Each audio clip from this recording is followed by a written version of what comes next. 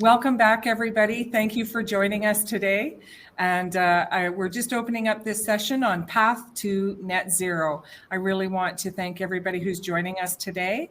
And I would like to introduce Jack Middleton, who is with the Canadian Association of Petroleum Producers, who's here to introduce our speaker today. Thanks. Welcome, Jack.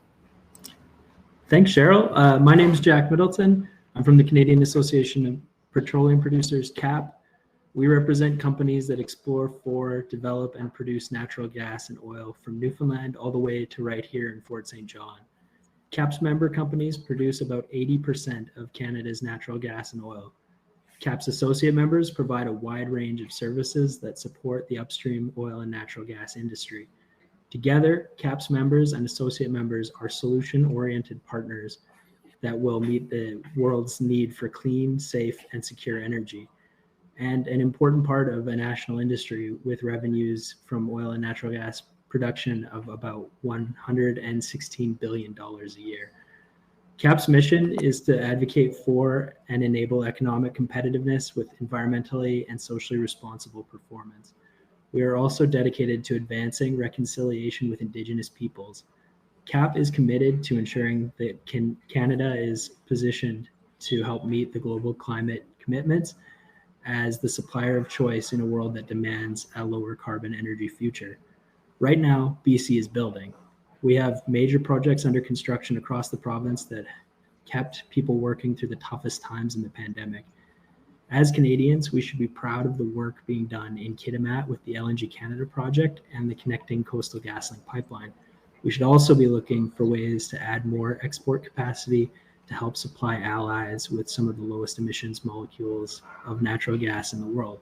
In doing so, we need to continue to invest in innovation and clean technology at home. And that's why I'm pleased to introduce our keynote speaker, Yemi Adefulu. Yemi is the Deputy Executive Director of the BC Centre for Innovation and Clean Energy. Yemi brings global experience with a background in corporate energy, financial services, and telecom sectors.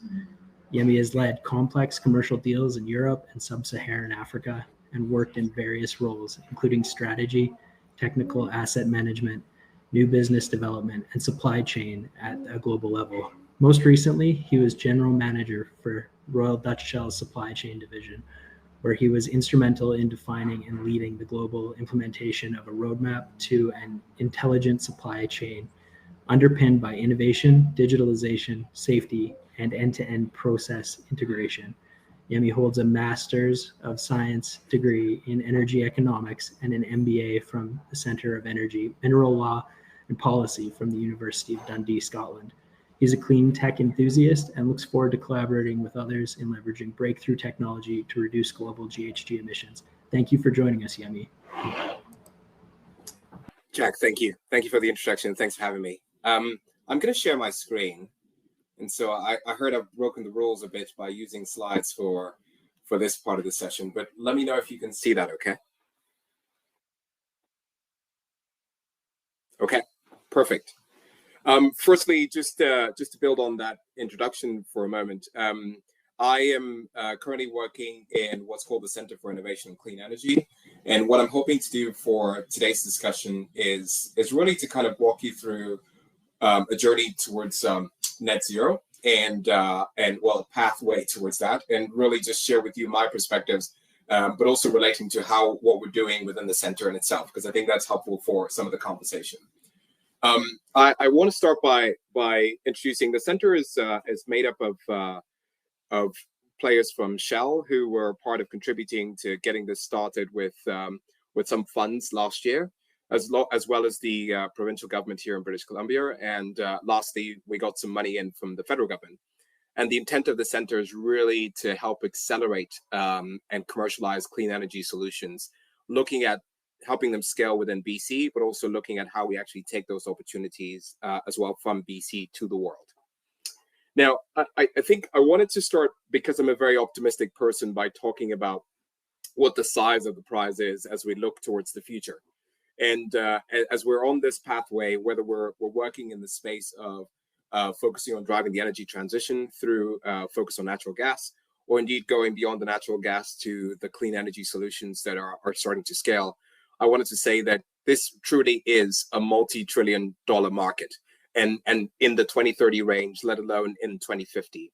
So it's an opportunity that we all can actually take advantage of, and I'm really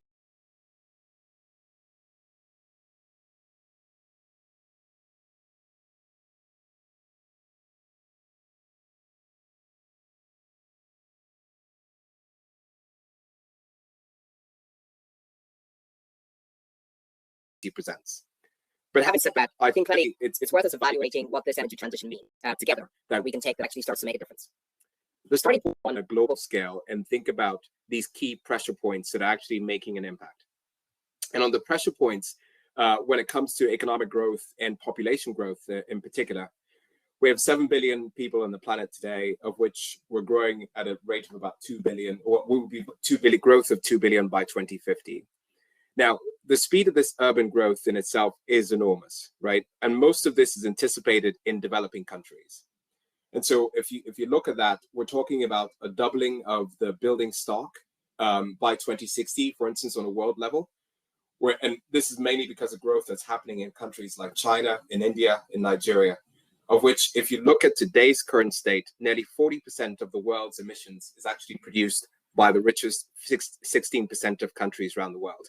And so this shift in population growth and where the population growth is happening in itself provides another sort of lens on the energy demand and energy usage challenge that we have ahead.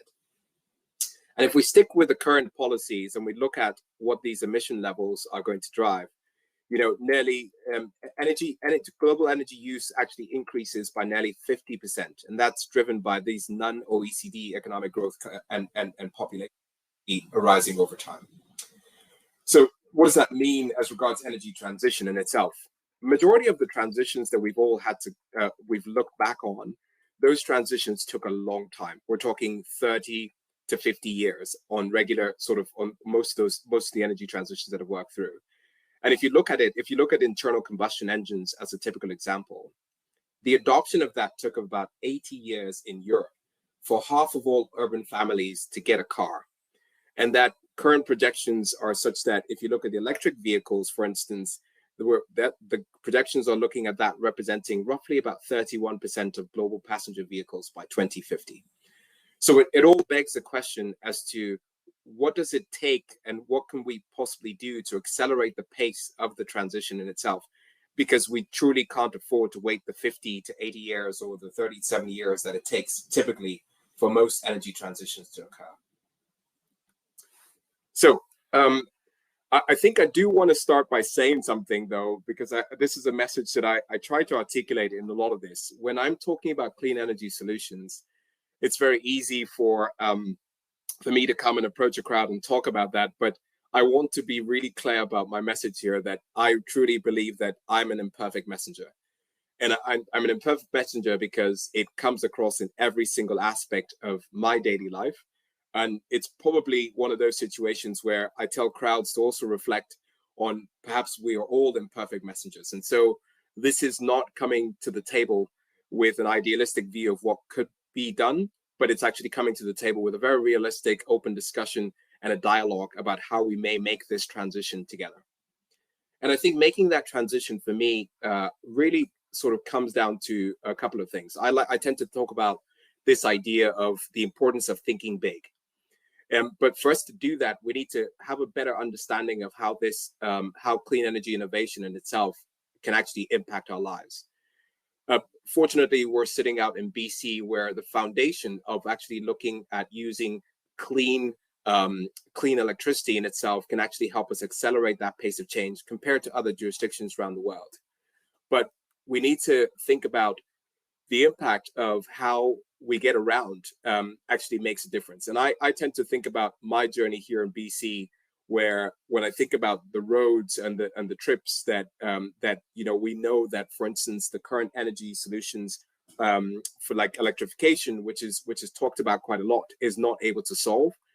And then I think about how we make things, whether it's our chemical industry here in BC, the pulp and paper mills. I think about the heavy extractive industries. and the dilemmas and the challenges associated with those changes and how that impacts our day-to-day lives. And then, of course, more importantly, I think about how we live, how we heat our homes, how we cool our homes as well in the summer, and a number of other key challenges like that, and how pervasive effectively this challenge is that we have on our hands, and the importance of actually comparing that on a global scale, but more importantly, looking at that on a sector-by-sector basis to understand how the impact of this can actually really impact, like sort of the impact of this really comes in every aspect of our lives. And so for me, when I look forward towards the path towards net zero, there are a few things that are quite critical on that journey towards net zero. And so I think we've made significant progress, particularly when it comes to electrification. And the way I look at this, with the growth that we've witnessed in the past decade of things of solar, like solar and wind energy, and the significant reduction in costs in those areas, they now represent effectively the cheapest available source of new electricity generation in the world. On the transportation side, with the growth in electric vehicles, that's been quite outstanding over time. We're talking several millions of vehicles compared to 2010, when we only had about 17,000 or so of these on the road. But the investments in this area, whether it's on the power sector or electrification in itself, is important, but we recognize it is not enough. And when we look at the energy transition, and we recognize that oil demand and natural gas demand, as you can see from these projections, actually go well beyond the 2050 timeline. And so the reality of it is that there's a big focus on negative emissions energy. There's actually negative emission solutions that are actually critical. And that's where the likes of carbon capture and storage actually come into play here as well. Now, on the IPCC projections, in order for us to get to 1.5 above the pre-industrial levels, global GHG emissions need to be cut by 50% by 2030. And so I find that daunting task in itself is one that requires a very concerted effort to get there. We try to simplify the journey about what it takes to get there by saying that it really requires 4 key things. So we need to continue the push on clean electrification. That's a clear mandate and a clear focus area. We need to look at energy efficiency and really think about the intensity, energy usage, and a number of key factors like that. We need to look at fugitive emissions of various forms and how fugitive emissions impact global climate change. And then lastly, we need to look at a boost in clean energy innovation. And as the topic we're going to be talking about subsequently really relates to innovation, I thought it was quite critical that I spent a bit more time on the clean energy innovation side, as opposed to the other factors above, which I think the crowd will either know all too well as we talk about energy efficiency or managing fugitive emissions. And I think the innovation space is the exciting space that some may be interested in going a bit deeper on. Now, in focusing on that, on the path to net zero, there are a few areas for innovation, which in particular we're driving in the center. So I must confess a bias here as I talk about these 5 focus areas. But I think they're focus areas that, irrespective of the center's focus, these are critical areas in helping us to enhance and reduce emissions at a global level. Now, we've got low carbon hydrogen as one of those, renewable natural gas, the battery and energy storage management, and then carbon capture utilization and storage, and lastly, the biofuels and synthetic fuels. I want to spend a little bit of time talking about this in the BC context. So when it comes to transportation, about 37% of BC's emissions today actually come from the transportation sector, of which we'd look at hydrogen as a key enabler for the hard to abate sectors, whether we're using that in the refining business, we're using it to actually drive reduction of emissions in our industrial processes. So we're looking at how could we potentially replace natural gas with use of hydrogen. But at the same time, we recognize that natural gas is here to stay. And so how do we actually reduce the emissions associated with natural gas by injecting hydrogen as well into the infrastructure? And lastly, the potential for this to power with small microgrids to actually power some remote locations within we look at the renewable natural gas, and we look at the drive within BC in actually looking to stimulate a significant amount of renewable. And the volume there represents the second highest volume of RNG in Canada. And it's actually a really cost-effective solution in helping us to decarbonize further as well. I think I'd say is that we also recognize that the GGRR actually enables the idea of growth and enhancement of natural gas or RNG usage. And it's also been seen that Fortis in itself is looking to actually reduce customer emissions by 30%, of which this actually plays a critical role in moving towards that journey as well. On the battery side, we are really looking at how energy storage is going to be a significant factor when intermittent renewable usage. We're looking at this for powering the off-grid solutions and how this for applications, and in conjunction with usage of either hydrogen or other areas. And then lastly, it's the supporting the electrification journey for homes as well, and a number of other key considerations in the energy space to actually help enhance usage on a daily basis. I think the last couple of critical ones to mention is around the carbon capture, utilization, and storage. So we've seen the potential here in BC, and we're working currently looking at the northeast of BC for potential carbon storage opportunities in the northeast. And we're also considering factors like what does it take to move beyond the northeast to other basins in the north? So what is the Nachalco Basin, which is close to the Prince George area? What are the potential opportunities there for storage? And then subsequently looking at the more difficult locations within the province, whether they are difficult because of moratoriums that have been put in place, or indeed when it comes to the issues around the subsurface geology potential in those areas. But we truly believe that BC, as a leading provider of carbon capture technology, also has the opportunity to look at potential significant storage, whether it's in the form of mine tailings or it's in the form of pore space storage.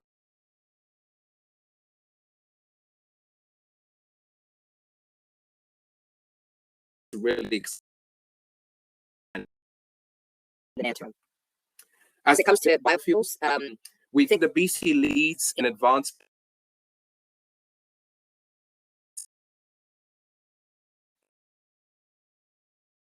Canadian perspective.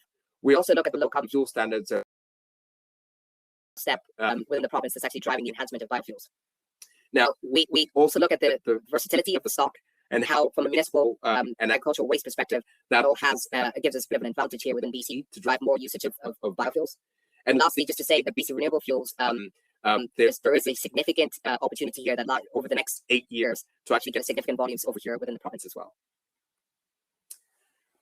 I'd summarize with a few more key takeaways. Now, when we look at these different energy sort of areas and focus areas for enhancing or reducing carbon emissions, we recognize, however, that we need to think about this on a sector by sector basis and look at the needs of the businesses rather than pushing the energy solutions to the businesses. And so the way that we're looking to do that is take this sectoral approach to understand the needs of transportation and then look at pairing up the different solutions on that journey. So it's not hydrogen for all forms of transportation or batteries for all forms of transportation. It's a combination of renewables. It's a combination of biofuels, low carbon hydrogen, etc. And all of those factors are going to help us decarbonize on a sector by sector approach. Now, what we've done with this, and our big belief as well from the center's perspective, is that we need to move very quickly from having discussions about the pace of change to figuring out ways in which we can use data as a means by which we actually drive the focus on change. And now the way we do that within the center is that we're putting together these things called investment blueprints, which very much look at it on each of these energy areas. So take low carbon hydrogen as an example, where we just started a piece of work in doing that. We're looking at the Metro Vancouver region, and we're getting very specific about what are the demand use cases that we know for certain in the hydrogen space over a set time horizon. We're looking at what's the potential supply that's coming on stream in those areas, and how do we start to play a role in matching supply and demand by forming groups that are quite critical for helping us to enhance the pace of adoption of some of these solutions in the near term. Now, I'll use the hydrogen one as an example, because we launched this BC hydrogen blueprint announcement, which was quite critical for us in putting BC on the map as a key location where we can actually accelerate hydrogen and the pace of hydrogen adoption. And subsequently, we pulled together a consortium for hydrogen, which is made up of organizations like Fortis BC, we've got TransLink in there, we've got HTech, a number of other sort of key companies.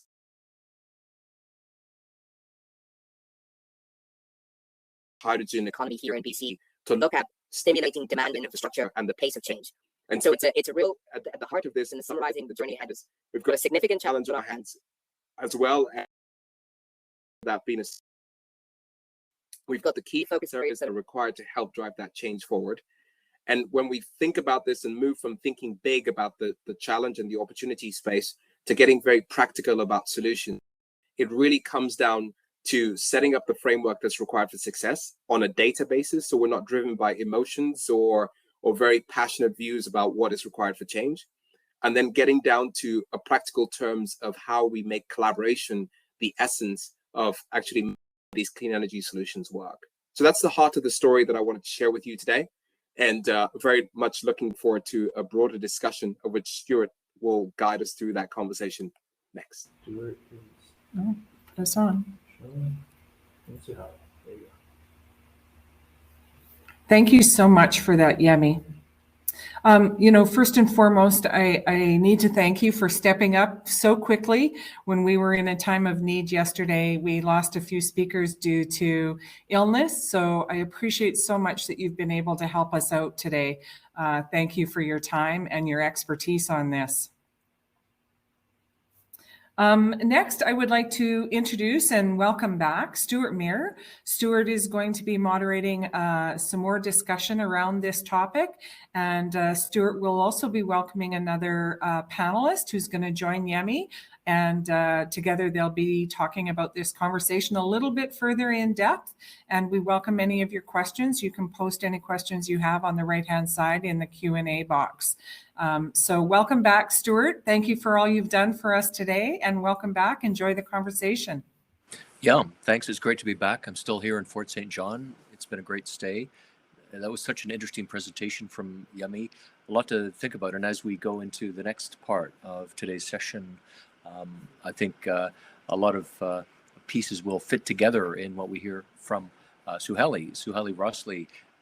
I'm going to ask to introduce herself and provide her presentation, following which we're going to have a discussion.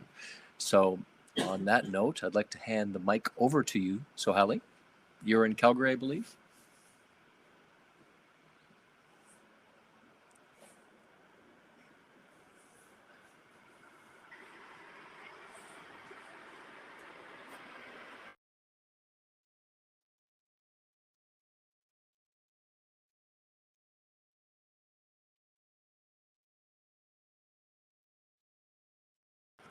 Suhaili, could I just point out on behalf of listeners, we can't hear your sound.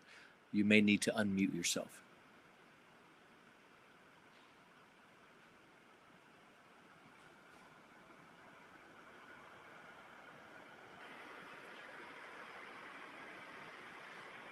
There's a mute button on the top left of the app screen here.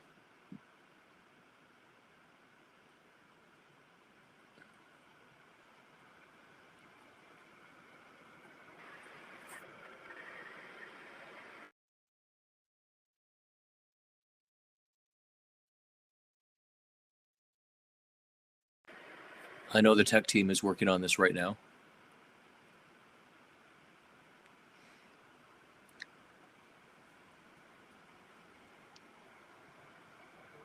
Just while we're waiting for the sound to be fixed, and we still can't hear you, Suhaili, I just think going back over some of Yemi's words, I wanted to say congratulations to what you've accomplished with the CICI in a short time. You've been making yourselves heard. You've had a number of announcements. You're building relationships and recognition of the project, Yummy, and I think that's long overdue. So congrats on that. Thanks, Stuart. It's been one of those journeys. I didn't have any gray hair before I started this job, but that's certainly changed. But yes, it's been a great journey and such an exciting space to be working in the province as well. So thank you for that. Yeah, the time is right for it, and talking about so much of a buzz around that, the carbon capture, what you're doing with exploring the geologic potential of different regions is really interesting, because I was just seeing BMO came out this week with an update from their economic shop saying that the value of CCUS, carbon capture, utilization, and storage investments that are coming up is now $20 billion. Almost all of it's in Alberta, a little bit in Saskatchewan. That's double a year ago. It's happening so fast. Yeah. Just checking back with Sue Halley, have we got your sound working?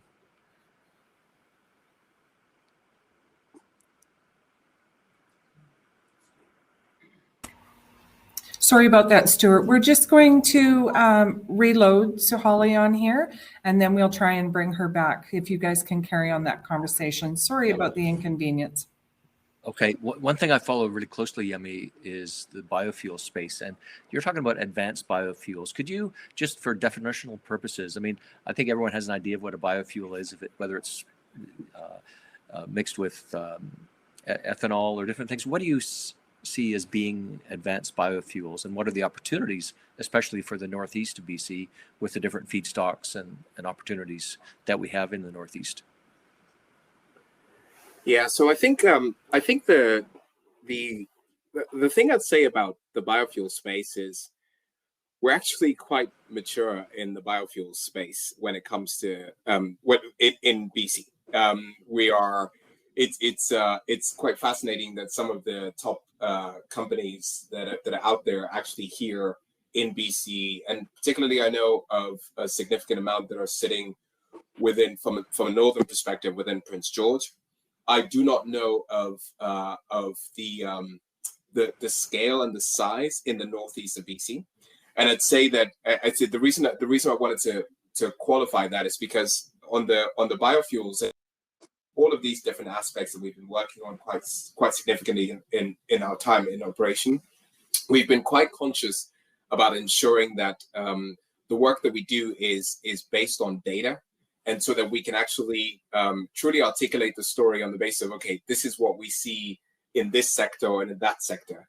And I would say that the area that we're probably least advanced on as to where the data is driving us and where on each, if you look at the province from different directions, is there specifically sort of an area within the province that is a right fit for the different energy sources? And so on the biofuel side, I would say that I'm not well positioned to actually articulate the sort of biofuels picture, particularly for the north in itself and where the opportunity northeast in itself. But I would say that it's one of the most advanced areas when it comes to biofuels is actually sitting more so in the Prince George area today, as far as I'm aware. And that's because of the wood products industry, is it not? That's correct. That's because of the wood products industry. Significant amount of access to feedstock that actually enables that in itself. And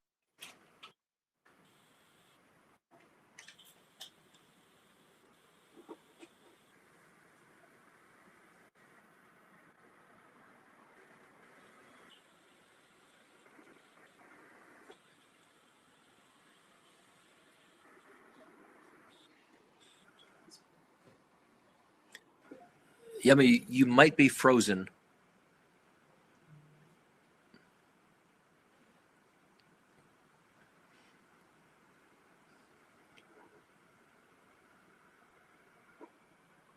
Well, we're waiting for Yummy to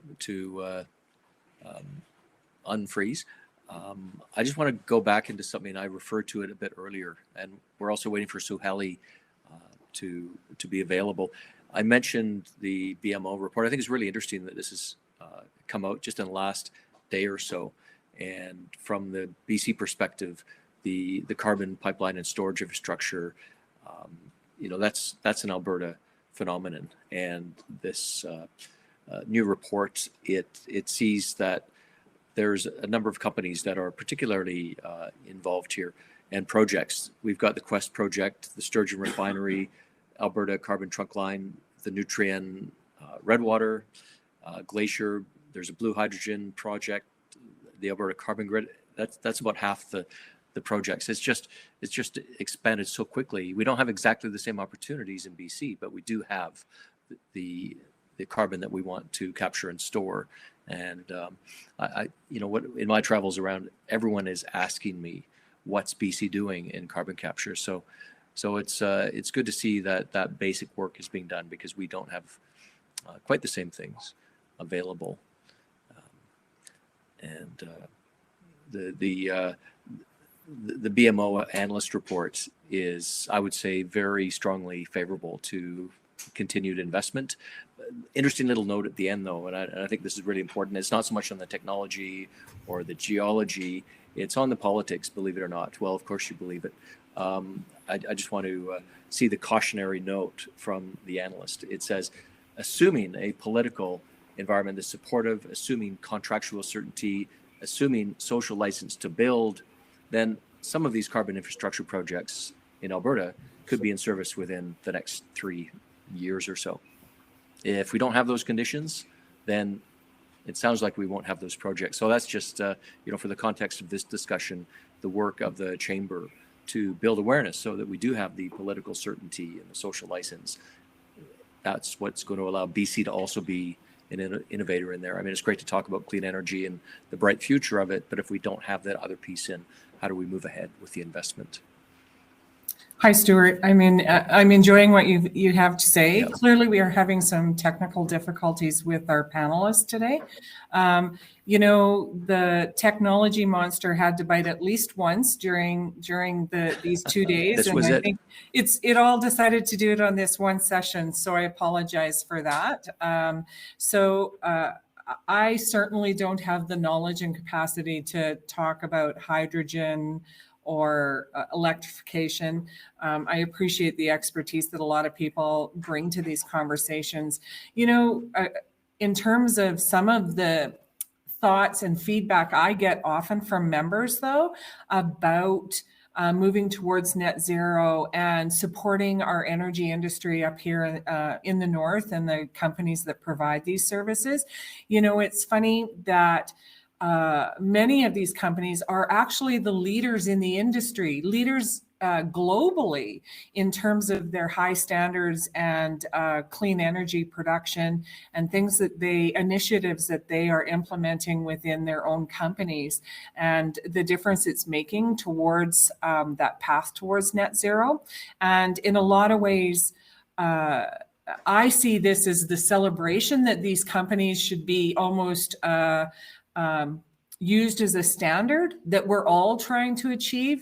Canadian clean energy rights, human rights, that the standard that we all meet on this are very high and moving higher all the time. And, I think a lot of companies and countries could emulate the work that's happening in BC as a standard that they would all like to achieve.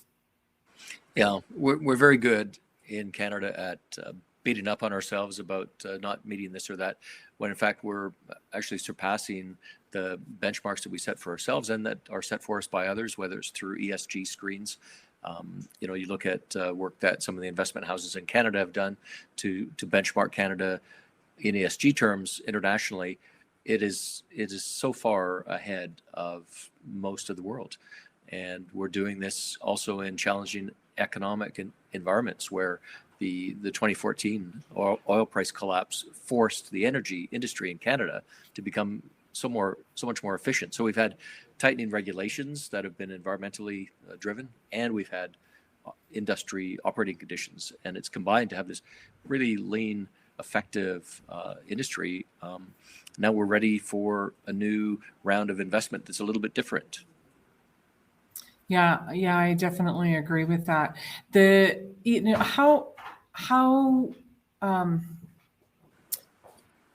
what point will these standards escalate? Like, is it a political thing? Is it driven by just consumers? Is it driven by industry? How do we see these impacts happening? And just so we know, just so everybody else knows, I've invited Jack Middleton to come back. Jack is with CAP, and I've invited him to jump back onto the panel and see if he can contribute to this better than I can, and in the loss of our panelists. So Jack's going to join us again. Oh, there he is. Hi, Jack. Hi, everyone. I'm certainly no Yemi on this topic, but I'm happy to have a conversation about this because I think we have so many good Canadian stories out there right now.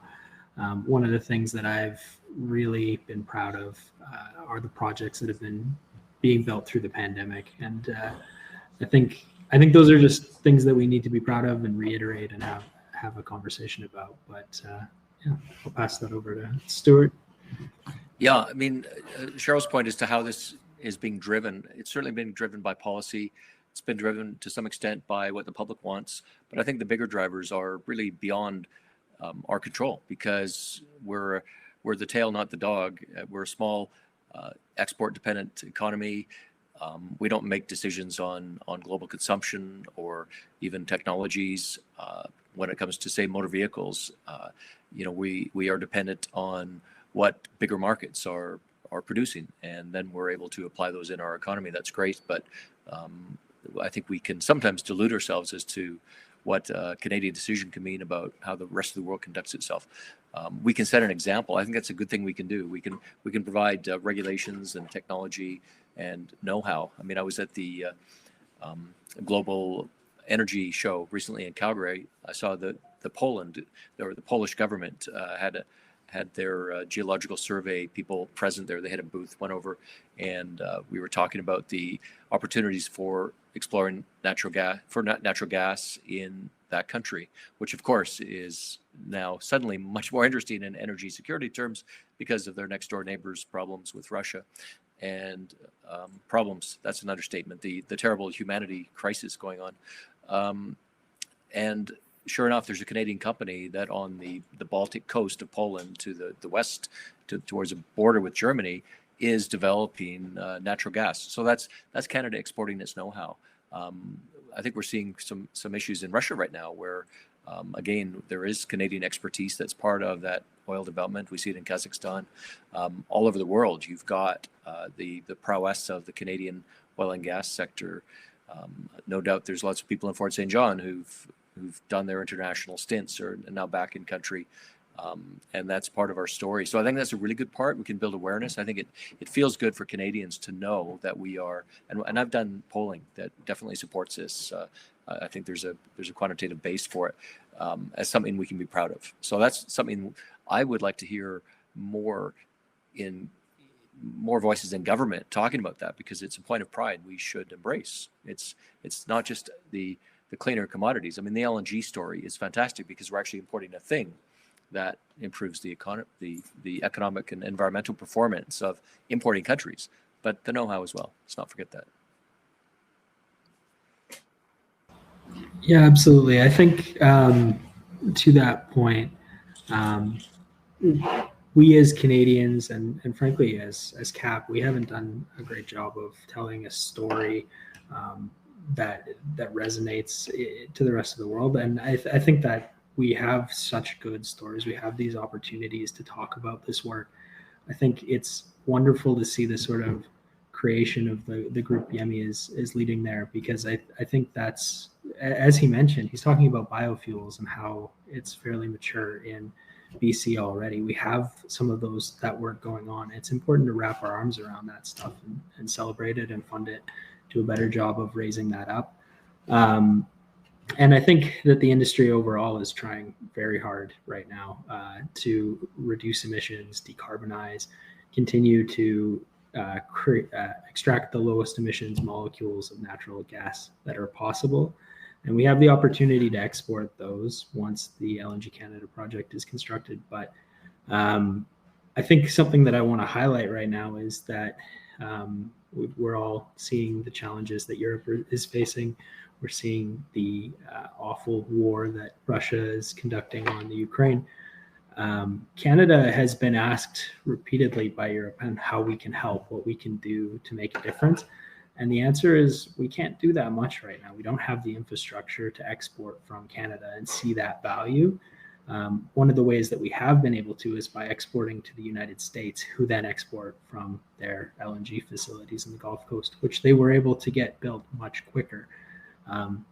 I don't think there's really a better example of that problem and highlighting that problem, that we need to get these things built quickly and we need to do them to a high standard, but we're not able to respond when we need it in this case. And so I think you see the reality of that. LNG imports into Europe are extremely high right now, but Germany is also turning on coal-fired power plants, brown coal, which is some of the worst emitting coal out there. And you have now a country that has invested in innovation and technology, but is now burning coal to solve the problem, which is a backslide. That's not a good story. And so Canada is can be a player.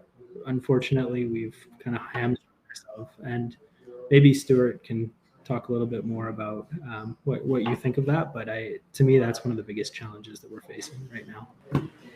Yeah, I mean, this came up a little yesterday, and I think it's a kind of a tragic thing that Canada should go from being this ambitious energy superpower in waiting. That's how it was a decade ago. Oh, look, Suhali's back. Let's check in on her sound. Can you hear me? Yes. Okay, Here great. we are. Suhali, it's great to have you here. Thank you. We're excited. I've been looking over, our conversation here. You're going to bring a bigger picture, a global picture, which is exactly what we need at this point in the conversation. So I'd like to hand the mic over to you, and after your thoughts, we'll come back into the conversation and go from there. If that's good for you.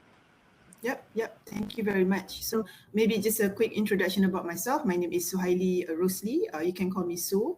I am actually a secondee from Petronas KL.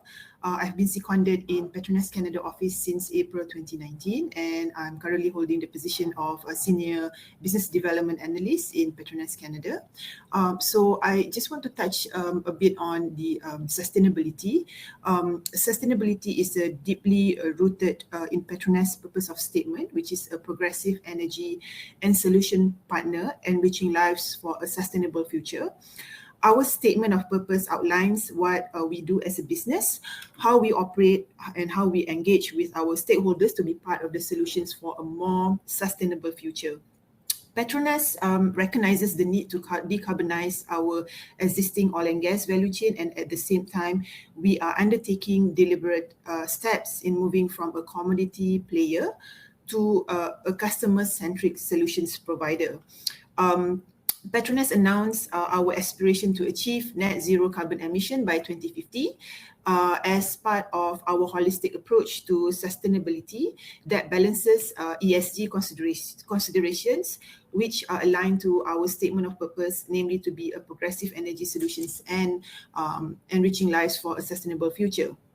With the target set for net zero carbon emission by 2050, we will continue to intensify our efforts towards reducing Scope 1 and Scope 2 GHG emissions from our assets by delivering continuous improvements in operational excellence and by deploying innovative operations and technology. Together with these efforts, Petronas, we will pursue our new avenues of revenue creation via investments in nature-based solutions, as well as establish greater accessibility to cleaner energy solutions. We have embarked on many carbon initiatives at our operations in Canada and globally, including efforts to achieve continuous zero venting by 2024 and zero flaring by 2030. We acknowledge the Government of Canada's effort to grow the economy and reduce emissions, and we see clear alignment between the government strategy and also Petronas' net zero ambitions. So recently, the recently announced federal emission reduction plan presents a significant opportunity for Petronas and the government of Canada to collaborate on growing the economy while achieving our shared net zero goals. Petronas we are currently evaluating a project to build a facility in Alberta to produce blue ammonia and blue methanol for export to Asia. As some of you may be aware, blue ammonia is an efficient method of transporting hydrogen, a much sought after energy source that contains no carbon. Blue methanol serves as a versatile building block for countless everyday products, including adhesives and construction materials, and is being evaluated for use as a low carbon fuel for industries such as shipping. If sanctioned, this project would represent an exciting opportunity for Canada to play a key role in global efforts to establish a low carbon economy through the production of blue ammonia and blue methanol from these facilities. We also recently announced a new independent entity called Gentari, of which Gentari fully focus on cleaner energy solutions that will capture opportunities in the energy transition alongside our core portfolio. And this entity will provide customers with low carbon solutions in 3 core offerings, which is renewables, hydrogens, and green mobility.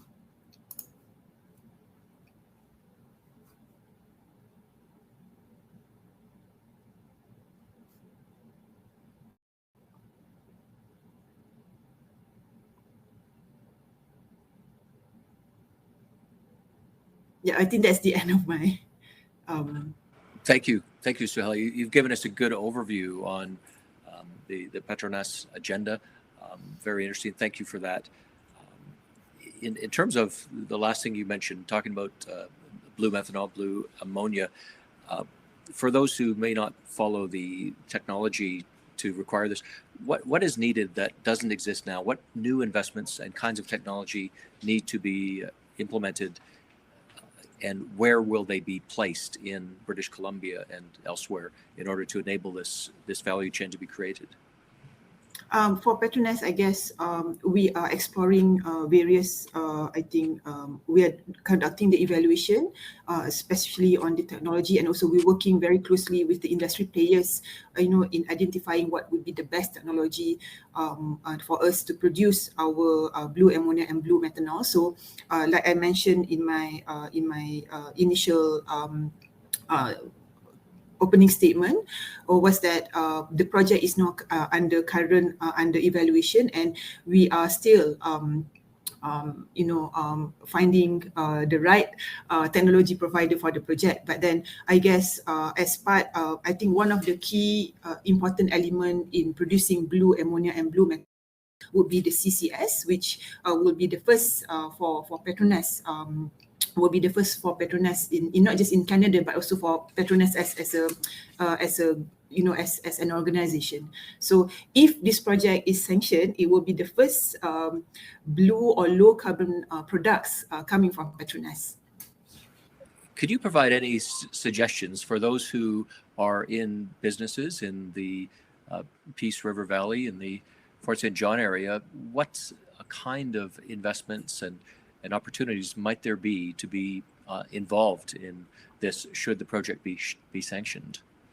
Also, the project, if it's being sanctioned, I think the project will provide about 200,000 direct and indirect job opportunities during construction, and also I think about 3,000 professional or skilled job upon operation. So, and also I think in terms of during the construction, I think we will work very closely with various industry players, not just oil and gas, but also rail, with the carbon capture service provider. So those are the opportunities that I believe, that we are offering to the Canadian, to the Canadians. Right. Now, hearing from you directly is great. Is there also any way that people could follow along with the progress of these decisions and the project? Is there a website or something? Oh, so currently we don't have a website specifically for this project, but because we are partnering with 2 other companies, which is Itochu, a Japanese-based company, and Interpipeline Limited, IPL. So we have yet to sign a partnership agreement with them, and therefore, hence, we do not have an official website for the project. But then what I can share is that we target to achieve final investment decision by 2024, and also the target to start to start the operation of the plant is somewhere in 2027. So that will be the current target of the project timeline. Yummy's been able to come back. Welcome back, Yummy. Welcome back. So, now I've got you both here at the same time. If I may, I would like to pose a question to you both that is on the topic of how, Yummy, in your work, you're building alliances and technology bridges. You're working with government for a kind of collective good. Suhaili, you're working obviously for the interest of one particular company.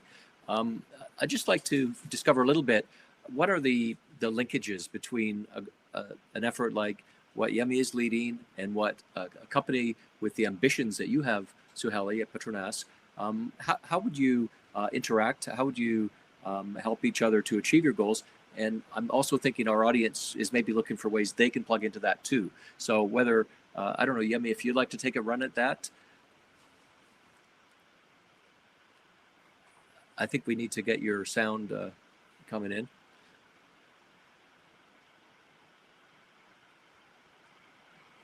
Not quite yet.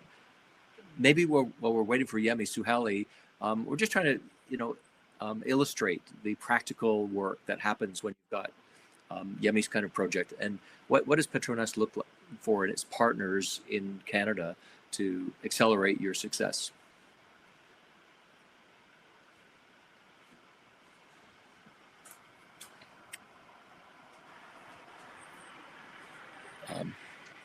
So Suhaili, I'll just raise my hand to say your sound is also not coming in. Can you hear me now? Yes, there we are. We're good.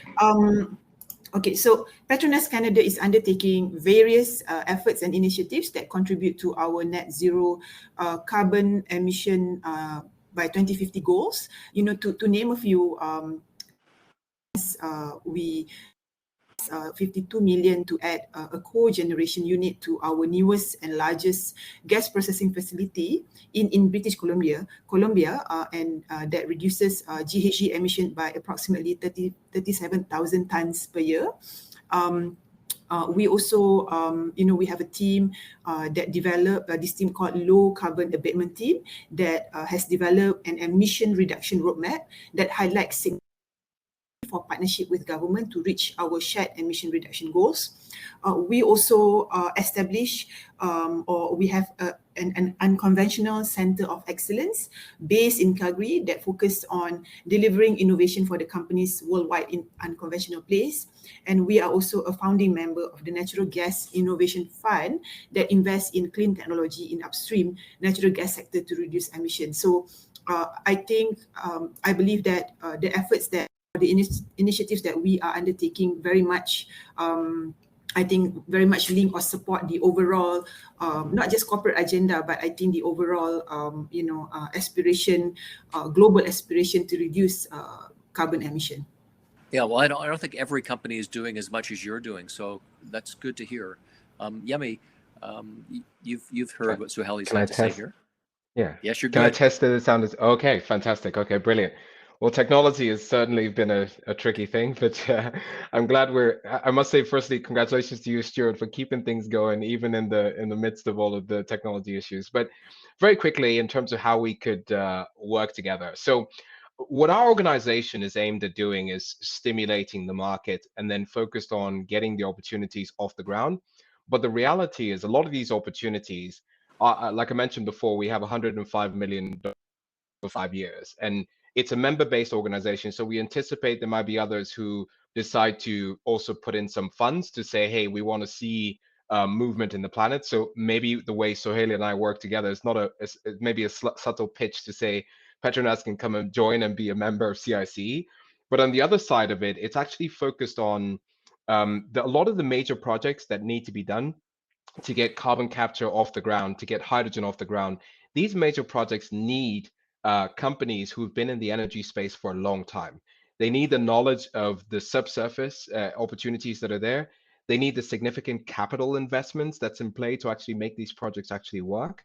And so realistically, the way I see it is that we can help in our discussions as we work closely with the government to sort of identify, based on data, what are the things that are getting in the way for these companies. We can be a voice to help to sort of drive that further. We can be a voice for the innovators who can actually accelerate the pace of change. And then we can be the partners that work closely with the super majors or the bigger companies to actually help get projects off the ground. So fundamentally, I think that's how I can see us working together. Mm-hmm. Suhaili, you've spoken of the idea of a shared vision for adapting the realities of energy to the world. You've spoken of the diversification of the Canadian energy sector. Do you think there's anything seriously lacking in Canadian policy that is maybe preventing those things from happening at the pace they need to?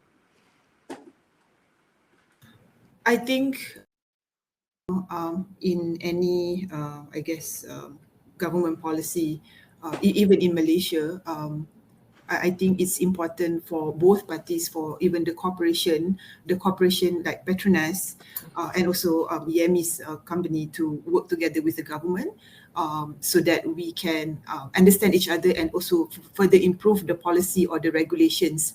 And also, I think there's a lot of incentives that the government can inject to stimulate the investment, especially in Canada. And also, I think the collaboration between the organization, the corporate organization, and also the industry players is actually important for us to understand and also get better from in order for us to achieve the objective. So I wouldn't say it's perfect, but I think the key word here is collaboration and also working together to further improve, the current policy or regulation. Yeah, maybe, thanks. There's a lot of nuance in that, and certainly throughout the corporate sector, international investors, we're all so well aware that maybe the shortcomings in transparency and predictability in Canadian investment outcomes is holding us back, because we've seen a collapse in incoming foreign investment. I mean, the numbers are the numbers. And I wonder whether, Yami, through your work, not straying into the politics of it here, but rather into the practicalities of ensuring we have successful energy investment structure that's supported by policy developments. Yami, amongst your stakeholders and even the government people you're talking to, is there a recognition that there's work to be done, or is it from government just, hey, we've given you some rules, just go and do what we've told you to do? What do you think the attitude is in government to try to improve this deficit of investment success? Yeah, I think so my view in working with the government thus far is it's a very progressive government who is very open to a conversation that says, hey, we can do better, and we're willing to sort of collaborate and figure out ways in which we can do better. That's in a nutshell, that's what I've been experiencing. And I'll give a few practical examples of that. Setting up the center in itself was taking public and private collaboration to actually get the center stood up. But what they did really well, both parties, so both Shell and also the provincial government and the federal government, was they made us independent. So we're not government folks. We're completely independent, and we report to our board of directors, which means we have the ability to take a lot more risk in terms of actually helping to stimulate the ecosystem. And they understood that that was important. So that was from listening to the industry, who sort of said, well, we have a lot of innovators here that are struggling to move into commercialization and need support to get them into commercialization. So they set up a center to do that. They've written the hydrogen strategy as an example for BC, but they've also recognized that the strategy is at a high level. And for you to actually make this work, you need to get more granular. And that's where the center is being championed as part of that hydrogen strategy, to actually move from strategic thinking to what it takes to operationalize the journey ahead. Now, having said all of that, there's always still room for improvement. When I talk about the stories and the journey ahead, I always use a global comparative story to be able to narrate this, because I just moved to British Columbia 9 months ago. So I moved from the Netherlands, where I lived for 7.5 years. I worked in Nigeria prior to that. I worked in the UK. I've been to many of the locations. So we're always trying to say, if we're going to benchmark ourselves, we need to do that against the best. We need to do that looking at the sector, looking at how we innovate on policy, looking at how we take big bets. So if you look at South Korea as an example, who's one of the leading nations in the world around hydrogen, their prime minister actually chairs a sort of a group of other ministers, about 6 ministers, to actually drive the cadence around how they're going to be world leaders in hydrogen. So they've taken it up to the very top level, where it's not just saying, hey, we've set the policy, but we're getting down to the nitty gritty of the granular details on a regular cadence that actually accelerates the pace of change. So I think that recognition is there, and it's up to all of us to be able to help hold up the mirror about what's working well in other places around the world, and how can we bring that to accelerate the pace of change here within British Columbia. Mm-hmm. That's a very international perspective. Suhaili, jump in. I can see you're waiting to say. Yeah, so I just want to add that for Petronas, we believe there is a shared vision of economic growth, addressing climate change and reconciliation, and we need to work together to build strong policy and also partnership to support this vision. So government has a role to play in helping us to advance carbon capture technologies, just because we're talking about government policy and also regulatory. So government has a role to play in helping to advance CCS technology through tax credits and other incentives programs focus on achievable reductions. At present, the most matured and achievable emissions reduction technology is actually CCS. So we have the resources for Petronas. We have the resources, we have the security and geographical advantage in our proximity. And we have the talent, and we have the environmental and social performance, as well as the technology. So developing and installing technologies to reduce environmental impact is critical to demonstrate that the industry growth can occur in an environmentally responsible manner that also creates jobs across the country and provides government revenue. So we hope that, we need predictable and transparent regulatory and government policies to create certainty for foreign capital investment in Canada and support the investment in innovation and technology to achieve emission targets. Now, I'm going to guess that if you're needing to tell us that, there may be some deficit in those things existing today. I mean, Yemi, have you got a thought? And I don't want to put Suhaili on the spot there. You've shared something really important there. That statement, I think, should resonate with the audience, because it's there's a lot of meaning in it. Yemi, what do you hear in that? Yeah, so I hear, for me, it resonates and strongly. So, and I've given a bit of an example of that. The reality is that when I talk to certain players who say to me, well, Yemi, we need to put a feasibility study in place, and a feasibility study is going to cost us $100 million. You start to realize the size and the scale of some of the opportunities that the big corporates need to invest to really de-risk the play before they even start to put steel on the ground and then get to the point where they actually make money. So that level of understanding means that what government's role and should be, and is the case today, but we can continue to figure out ways in which we can do more, is on some of these significant opportunities like carbon capture, utilization, and storage. That risk element in the early phase, whether it's understanding the subsurface potential, is there actually sufficient sort of cap seal in some of our reservoirs to be able to do that, etc. That risk factor, there's an expectation that government takes and shares a significant part of that risk before you stimulate corporate to actually make the decision to move forward. And part of how we're doing that together with the BC Hydrogen Office here in the government under the Ministry of Energy, Mines and Low Carbon Innovation is the work that we're doing in the Northeast at the moment is actually funded with that in mind.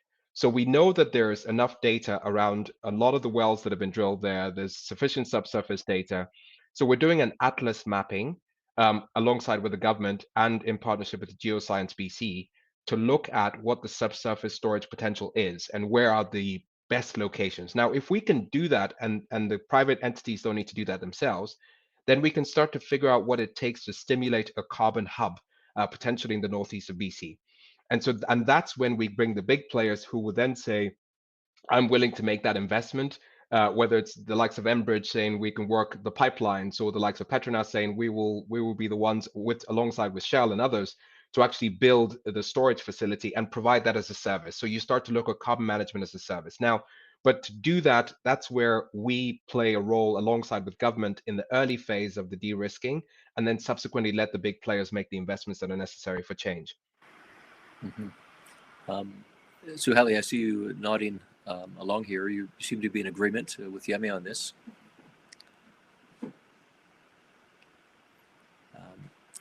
Do you think that the provincial government is moving at the right pace? I mean, I must say that it was disappointing to see Geoscience BC lose when we know that this little organization has been doing so much good work over such a long time, just at the moment when we need them to be doing the mapping work and understand what's under our feet. Suddenly, their feet are pulled out from under them. Is there enough replacement capacity for them, I guess, funded from industry to do the amount of work needed? I know that's not your responsibility, but I throw the question out for possible discussion. If not, we can move on. I can start and say, so in the northeast of BC, for instance, I think that we've put in sufficient funding in this partnership together, alongside with the provincial government, to actually get this going within the northeast BC. I think that when you move to other basins, depending on where the opportunity lies, you may ask the question, what role does Geoscience BC play versus what role do others play? So, as an example, some of the opportunity within the Chaco Basin, as I mentioned earlier, which is close to Prince George, we don't have sufficient amount of subsurface data there available today. And so if we're going to move forward, maybe the most sensible thing to do is who are the players that can help drill exploration or appraisal wells to actually help confirm the next step. Now, is Geoscience BC best placed for that, or the others? So I think, and I'm not saying they're not, by the way, so I can't speak on behalf of Geoscience BC, but I just put that of the opportunities that need to be de-risked may need different challenges. When it comes to drilling in the offshore, drilling offshore here, there's a moratorium that's been in place for several decades. And that moratorium in itself is more of a political thing, that if it's the discussion between the provincial government, you don't lift the moratorium, then there's no play there that's there.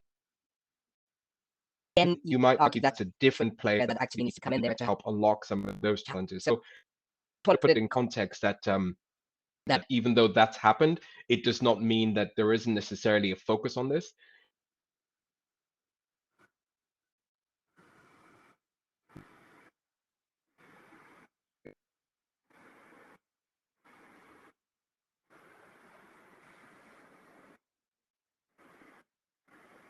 Quickly enough. I don't think we're moving quickly enough. I think that we are raising. Yeah, just to recap that, we're having a little trouble with your feed, Yemi, but I think you're saying that we're not seeing things moving quickly enough. Yes. Can you hear me now, Stuart? Yes, it's better. Yes. It's improved. I think we're not moving quickly enough given the climate emergency that we have on our hands. So the bias for action, we need to accelerate the pace of that change, and we need to more structurally understand what BC's role is in either helping to build a true carbon economy in Colombia, or if we're not going to build a true carbon economy here within BC because we don't have enough subsurface storage, or we don't have enough mineralization storage of carbon emissions, then perhaps we are considering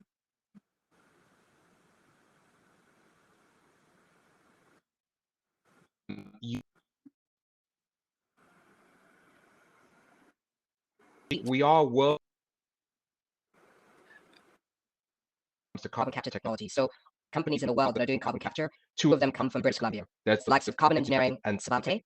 And so therefore, maybe we need to boost that technology on a global scale to help accelerate. Well, that's a call to action. I think we're hearing from you. Things aren't moving quickly enough, and if we want to be players globally, we need to take action. We have 10 minutes left before we will be handing the mic back to Cheryl Montgomery to close out the day. So I'd like to keep this conversation going because it's so interesting. There's a lot of nuance in here, and I hope for listeners, I know people are staying in the conversation. You're leaning in on this. I know that. I can see from the participation numbers. I'd just like to go back to an experience that we saw with the Saguenay LNG project, where there's a very good project getting Canadian gas as LNG to the East Coast.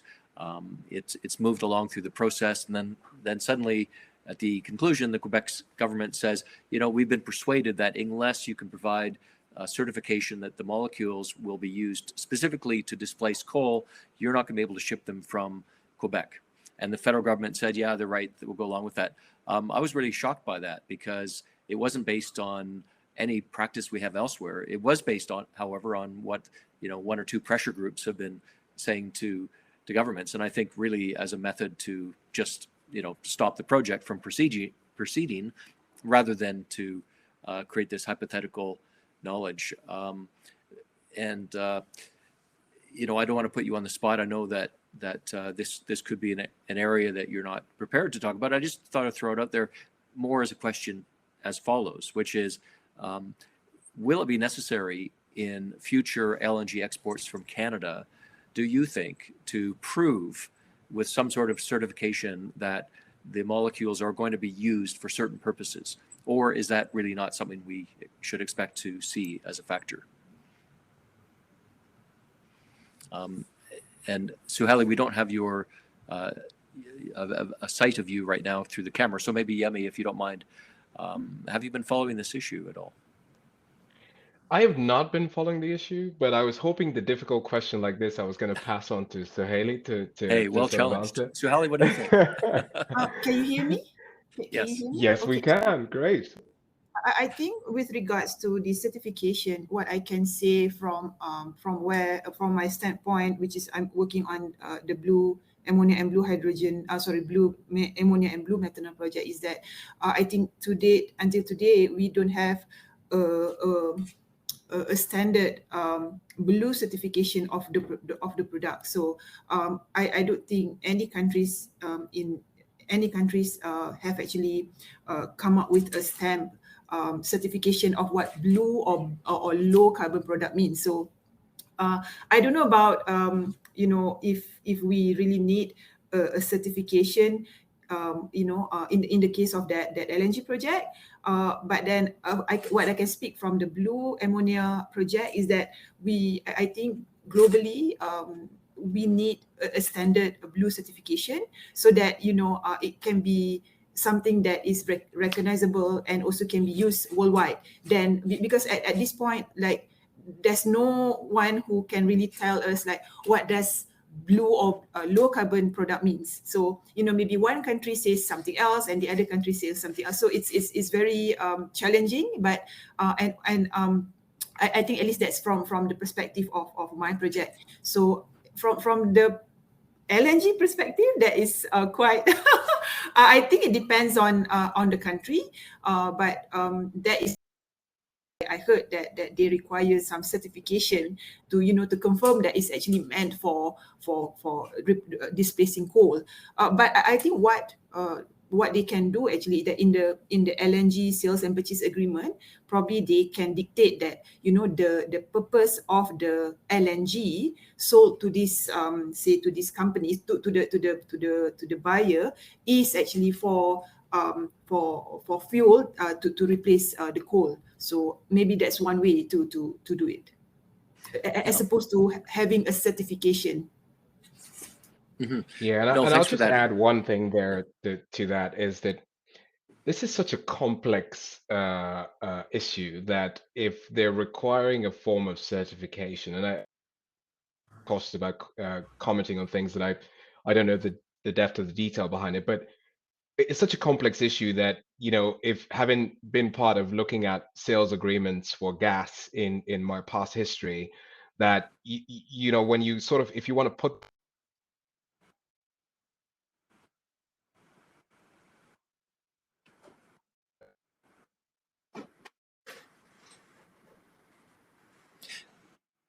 Oh, sorry, You're you freezing right now. Maybe just go back a sentence and give that to Okay. us again.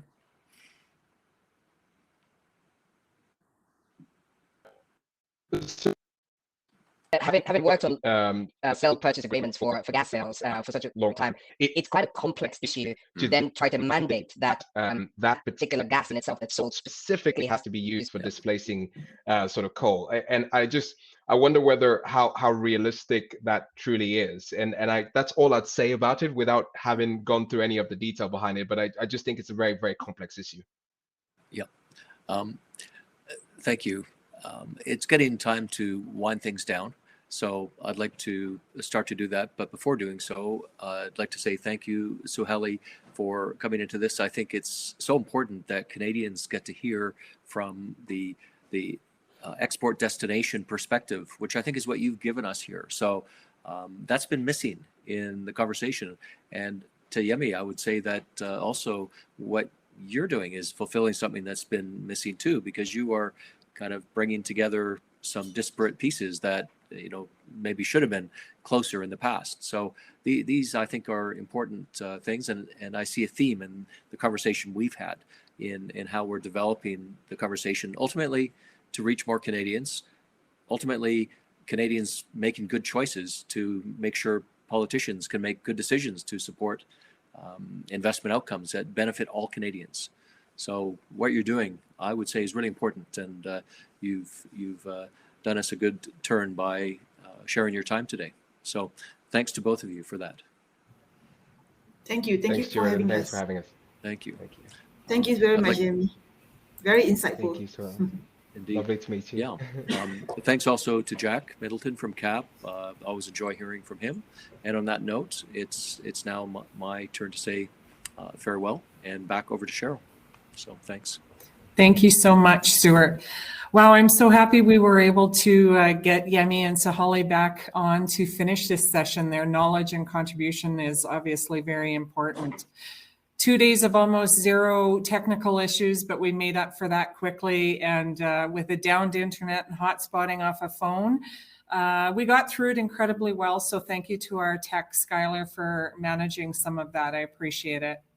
Again, I want to thank Yemi and Suhaili for their time today and persevering through those challenges. Thank you to Jack for jumping back on board and helping us out. And of course, a huge thank you to Stuart for navigating those troubled waters in this last moment. I appreciate it so much, and your skill and expertise in doing that. This session brings to a close the virtual session component of the conference. We have a couple of social events yet that I'm excited about.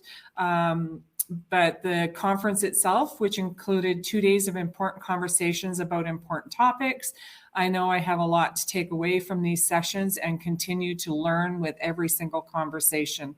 So thank you to everybody who's participated. I know personally I have learned so much. Creating Energy continues to grow and evolve each year, and next year will certainly bring some new and exciting things to it. So watch for those developments and opportunities to engage. Thank you again to all of our sponsors who have supported us through this journey the last 3 years: Tourmaline, CAP, MNP, Coastal GasLink, Enbridge, Petronas, Solaris Murphy, Doig River, and Eagle Vision. Thank you to you all for supporting us so much. A huge thank you to the FSJ Chamber Board of Directors and our president, Justin McKinnon, and also to my assistant, Stacey Flotry, who's been in the background just working away, trying to keep things moving at the office and with our other events. I really appreciate her help and everything that she's helped us with. Thank you to all of the attendees and registrants who truly are the foundation of this successful conference. Thank you for being a part of this. I look forward to connecting with all of you later and in the future. Hopefully we'll be working on some projects together. And with that, I will wrap up and say thank you to everybody for attending the 2022 Creating Energy Conference. See you in 2023.